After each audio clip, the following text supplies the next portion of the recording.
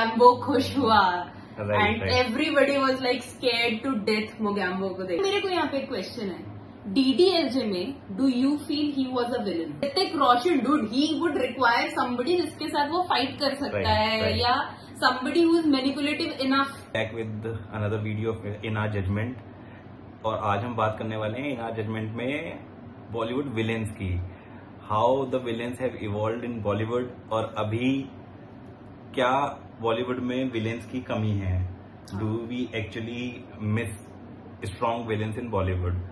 तो what was your first memory of a strong villain in Bollywood?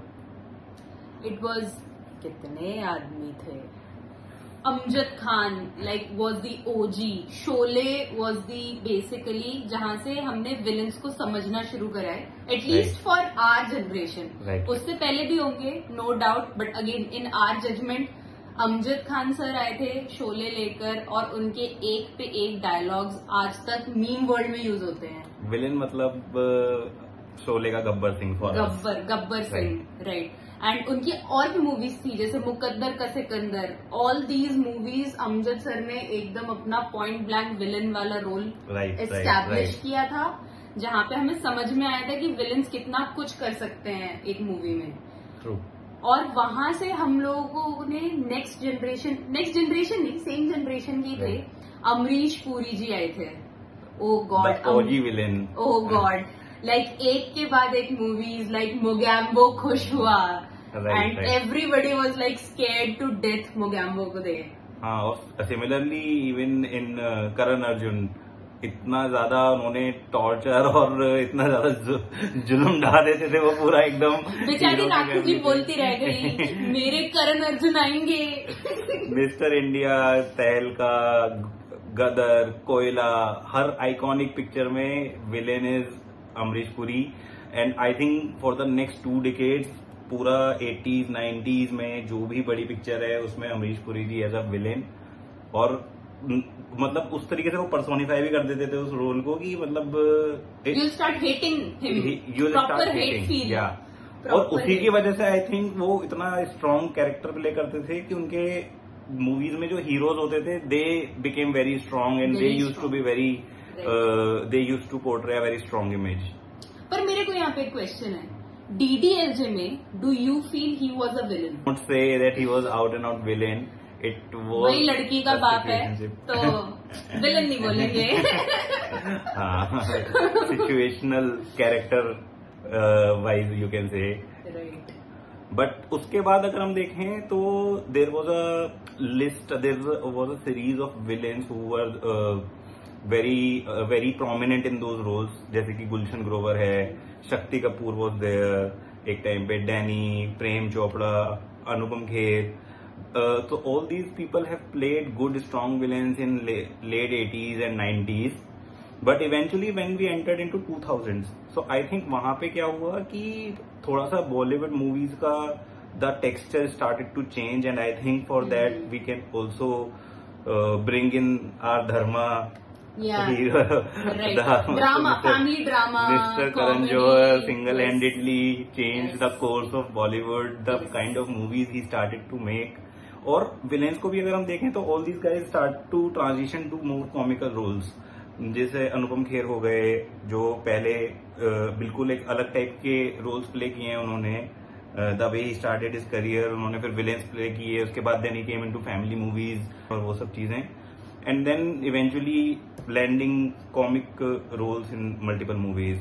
और इस transition में I think the greatest anchor is Paresh Rawal. Oh God, yes. जितने उन्होंने खतरनाक रोल किए हैं, हमारे जुआरी में हो गया, दिलवाले में हो गया, and then he suddenly came into Hera Pheri और बाबू भैया प्ले करके उन्होंने पूरा बाबू भैया मीम वर्ल्ड के गॉड है वो.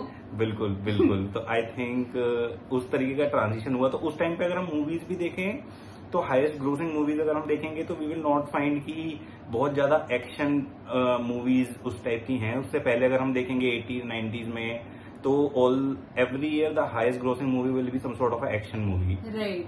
बट उसके बाद mostly the movies will be like Dangal, Bajrangi Bhaijaan, PK और Sanju. Sanju is a story of a villain So I don't want to say more. No. A story of a villain, yeah. So to say. Controversy might happen. Yeah. Sorry, already. So all these things were there. Abhi coming to now, I think people should be there. We need strong villains. अगर हम recent movies देखें तो Fighter है जैसे it is a very strong example की what impact a strong villain can create. मतलब उस movie में इतने सारे रोल्स में सब अच्छे लोग हैं. हाँ. और विलेन में एक न्यू फेस आने से ना वो इम्पैक्ट ही क्रिएट नहीं होता कि यार ऋतिक रोशन को कोई चैलेंज दे रहा है. That same level. Even war maybe we don't have that. I know there was like Tiger opposite to him, like, but it's Hrithik Roshan, dude. He would require somebody जिसके साथ वो फाइट कर सकता है, या somebody who is manipulative enough कि उसका दिमाग घुमा सकता है. हाँ. We don't have that. और I think that is the same reason why Pathan was such a big success. क्योंकि as strong a character as they wanted to portray Shahrukh Khan, John Abraham is equally strong. I mean, kudos to Shahrukh Khan there. Matlab, if you have seen that movie, equal thing. Even the album has Jim's own theme song. Right. It's not just a hero movie. It's Yeah. basically they have given equal things. Even that action sequence जहाँ पे शाहरुख पिट रहा था, बहुत बुरी तरीके से पिटा. पूरी मूवी पिटाएगा वो. I mean, like wow. हाँ, so until and unless you establish your villain as that, you can't have a very strong hero. Coming back to that same point. Right. और recent time में अगर हम देखें movies like हमारी पद्मावत है, tiger 3 में इमरान हाशमी है, पद्मावत में again Ranveer Singh just the character of Khilji. Yeah. Like you'll feel that again, that hatred thing. Yeah, जो yeah. आपको विलन के लिए फील होता है. खिलजी को देख के बहुत गुस्सा आया कि नहीं you're doing wrong sort of thing. और again 5 minutes role, but again a huge impact created by Lord Bobby. Oh God. So all these things. You'll end up hating him. Yeah. In those 5 minutes, you hate him. So I think more and more I think people should take more and more villain roles, क्योंकि I think as a career establisher also, if you play a villain, आपका वो role काफी यादगार हो जाता है. So if we see, I think Shahrukh also, डर में जो उन्होंने किया, the way he has started, आज तक that image, he's not been able to shed that image. अभी भी all the mimicry artists play that. या फिर अजय देवगन इन खाकी. मतलब whenever he used to come on screen, it was actually कि यार अभी किसी की कोई तो ही टीम में से मरने वाला है टीम में. या और again I think Kajol in Gupt. Oh God. I think honorary villain. I'm Yeah. like wow.